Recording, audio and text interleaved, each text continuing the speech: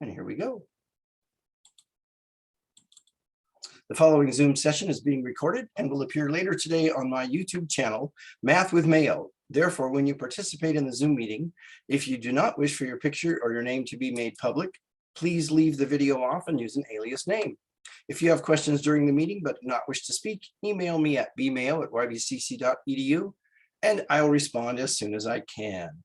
All right, so today we're going to go on and cover section 5.7, which is special products. So let's do this. Let's do a review of one of the properties or rules of exponents. If we have a product raised to a power, we attach that power to each factor in the product. Okay. Now, if we have this situation, a common mistake is for people to write it this way, which is not true. If we had a plus b, the quantity squared, that would say we have two factors of a plus b. So this becomes a plus b times a plus b. From there, we FOIL the results and we get a squared plus ab plus BA, but I'm going to write it as AB so that we can identify like terms, and plus B squared. Combining like terms, A squared plus 2AB plus B squared. So be careful. Do not treat this problem like that problem. Very different. Doesn't result in this. You expand it out, two identical factors, and then FOIL it together. Any questions on that? All right, well, let's take a look at some examples from the book. We have the following problem, y plus 7, the quantity squared. It says, find each product. So this would be y plus 7 times y plus 7. Then FOILing that, we would get y squared plus 7y plus 7y plus 49. Combining like terms, y squared plus 14y plus 49. Any questions about that example? All right, let's take another one. 9b minus 2, the quantity squared. So that would be 9b minus 2 times 9b minus 2. Again, FOILing the results, we get 81b squared minus 18b minus 18b plus 4.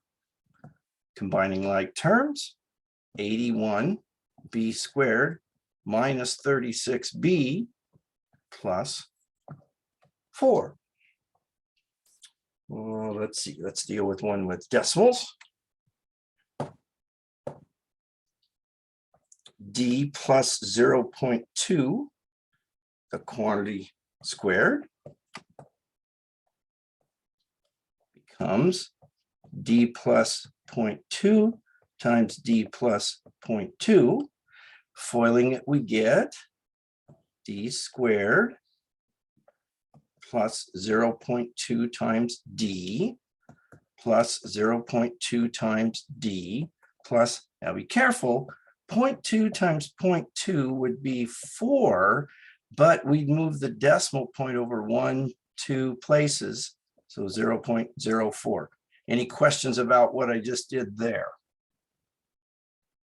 Okay, good. Then combining like terms, D squared plus 0.4D plus 0.04.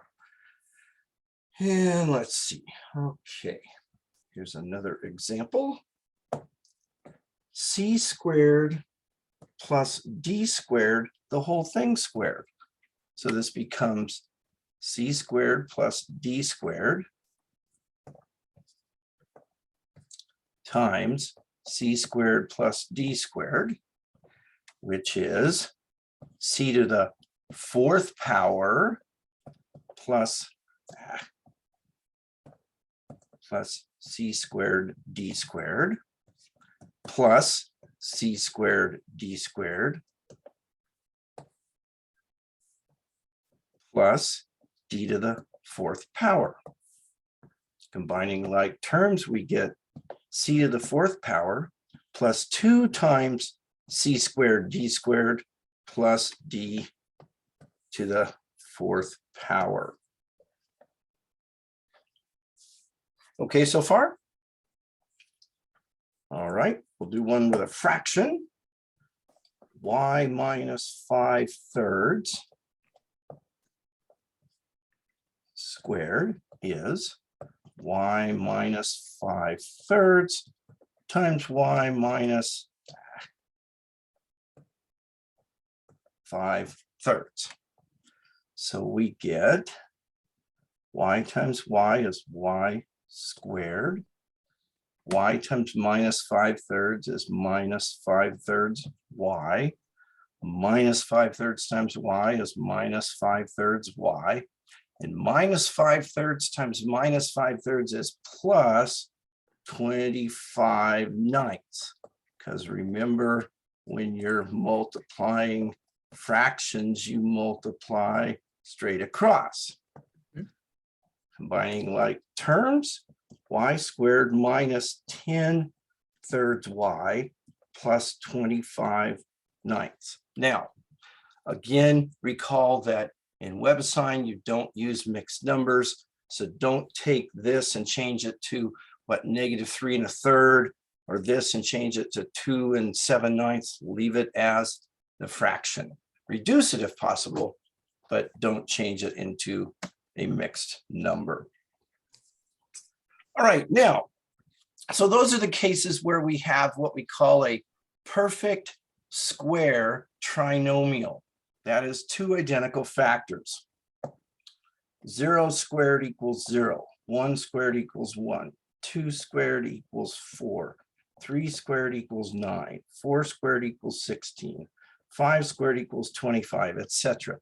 These are all known as perfect squares because they have 2 identical factors. 0 can be written as 0 times 0. 1 can be written as 1 times 1. 4 can be written as 2 times 2.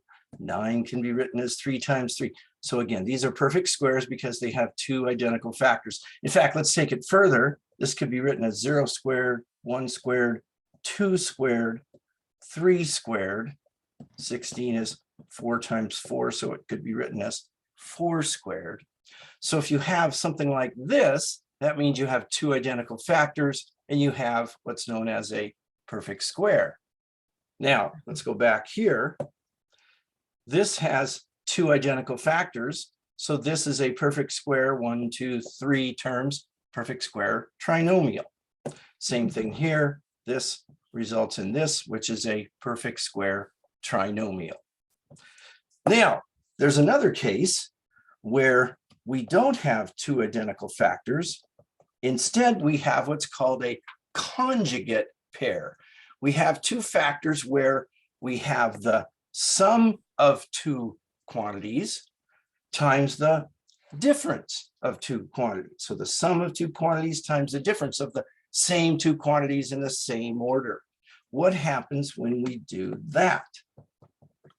Well, if we've got this times this, and we FOIL it, we get x squared minus 3x plus 3x minus 9. But when we go to combine like terms, the middle terms cancel each other out, and we have x squared minus 9. Let's move that over here a little. Now, notice that this is 2 squares. So we call this the difference of 2 squares. And notice that the numbers that are being squared are these numbers here. Okay. So for instance, let's say I had y plus 6 times y minus 6. That's going to be y squared minus 6 squared, or y squared minus 36. And you can certainly apply that shortcut and get there, or you can do it the long way. Nothing wrong with the long way, and get y squared minus 6y plus 6y minus 36. The two middle terms cancel each other out, and we get the difference of 2 squares. Okay. Any questions about that? No. All right. Let's take a look at another one here. 5t plus 4, 5t minus 4. So that's going to be 5t the quantity squared minus 4 the quantity squared, or 25t squared minus 16. Again, that's applying the shortcut, but you can always apply the long cut if you want. So you get 25t squared minus 20t plus 20t minus 16. The middle two terms cancel out. 25t squared minus 16, final answer. But again, don't confuse that with that. You can't write this like that, okay? Because these two factors aren't the same. So be careful there. All right, how about this one? M plus 4/5 times m minus 4/5. So that's going to be m squared minus 4/5 m plus 4/5 m minus 4 times 4 is 16 over 5 times 5 is 25. The two middle terms cancel out, and we get the difference of 2 squares. Let's see here.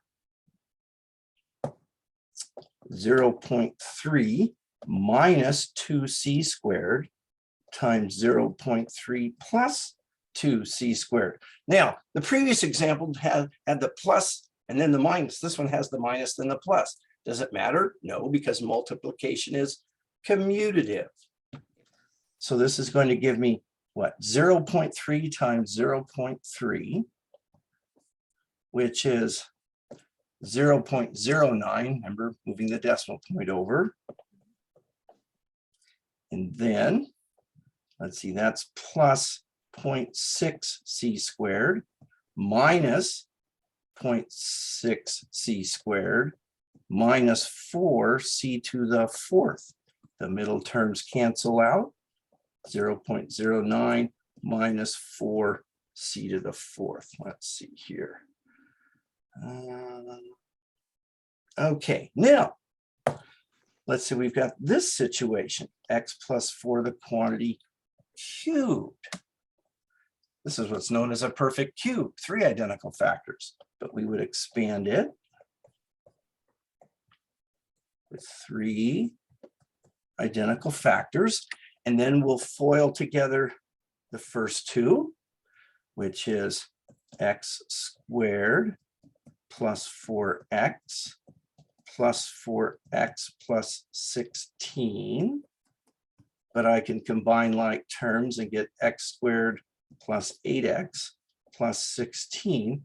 Then I'll take the result of multiplying those first two binomials and then take that resulting trinomial times the last binomial. So here we get x cubed plus 4x squared plus 8x squared. Oops. Let's see, plus 32x plus 16x plus 64, combining like terms, x cubed plus 12x squared. My writing is atrocious this morning. And you're thinking, this morning? 48x, yes, plus 64. Now, again, a common mistake that I'll see is people will take this and write it like that. And that is not the same thing as that. There's two terms in the middle. So don't make that rookie mistake, okay? Now, let's see. How about this situation? We've got 2 times the quantity, x squared plus 7x minus 1, minus 3 times the quantity, x squared minus 2x plus 2. So I'm going to distribute the 2x squared plus 14x minus 2. And then I'm going to distribute the minus 3. So minus 3x squared minus 3 times minus 2 is plus 6x. And minus 3 times plus 2 is minus 6. Then combining like terms, 2x squared plus or minus 3x squared is negative 1x squared.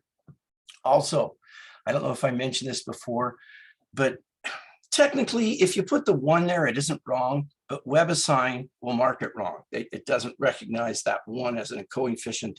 They want you to leave that implied 1 off. So be careful with that. And then let's see, 14x plus 6x is plus 20x. Minus 2 minus 6 is minus 8. And so there's our final answer. Okay. Now let's see here. We've got 3x plus 4 times 2x minus 2 minus 2x plus 1 times x plus 3. Before we do that problem, let's do this problem. 4 times 3 minus 2 times 5. Okay, now, order of operations, what would you do first? Would you do the multiplication or the subtraction? Multiplication. Correct. So this would be 12 minus 10, right? And yes. Then you'd be subtracting all of this from the 12, right? Mm-hmm. Okay, now be careful, because here we're going to get 6x squared minus 6x plus 8x minus 8, okay, which would then be what? 6x squared plus 2x minus 8. And over here, we're going to get 2x squared plus 6x plus x plus 3, which is 2x squared plus 7x plus 3. Now, here's where you've got to be careful. We're subtracting this product. We're subtracting all of this. We're subtracting all of that, okay? So I've got to keep that together and then come back and distribute that subtraction sign. All right, see how that works? So again, you've got to be careful there. Now, 4x squared minus 5x minus 11. Let's see here. Any questions about that? No. Okay, so there's our answer. Here's another one. What if I've got 5a minus 1 squared minus the quantity a minus 8, a plus 8. So I've got 5a minus 1 times 5a minus 1, which is 25a squared minus 5a minus 5a plus 1, which is 25a squared minus 10a plus 1. Now this is the difference of 2 squares, so it's going to be what? A squared minus 64? But you're subtracting the entire amount. So again, ultimately you get minus a squared plus 64. And then when you go to combine like terms, 24a squared minus 10a plus 65. So let's see here. The thing you've got to be careful of is when you're subtracting a quantity, if you do something to that quantity, you're still subtracting the entire quantity. So watch out for subtraction. Okay.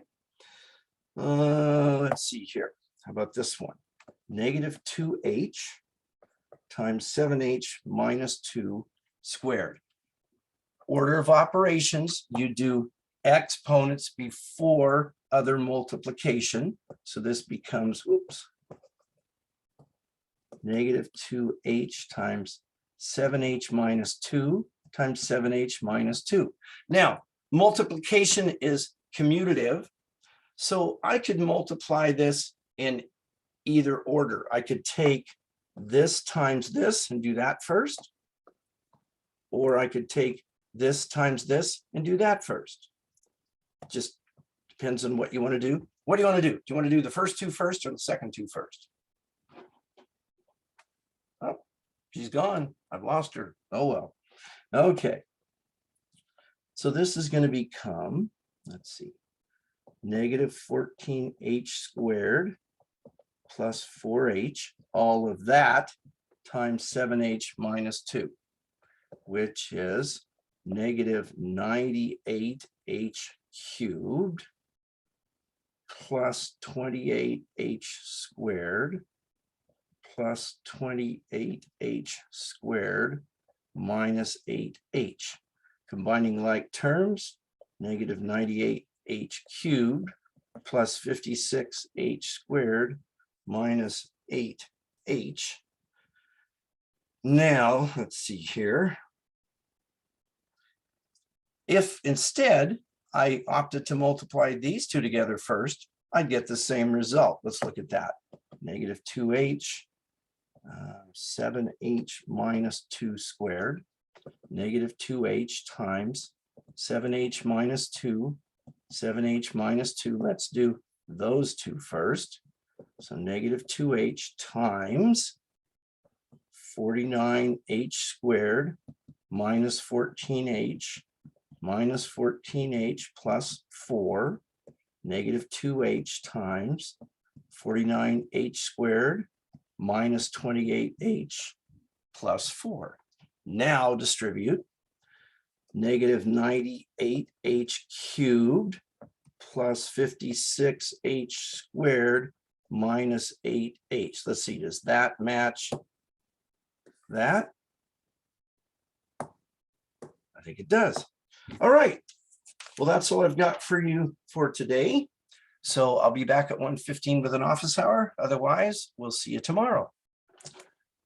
Okay, find the mouse here and stop the recording. Bye-bye.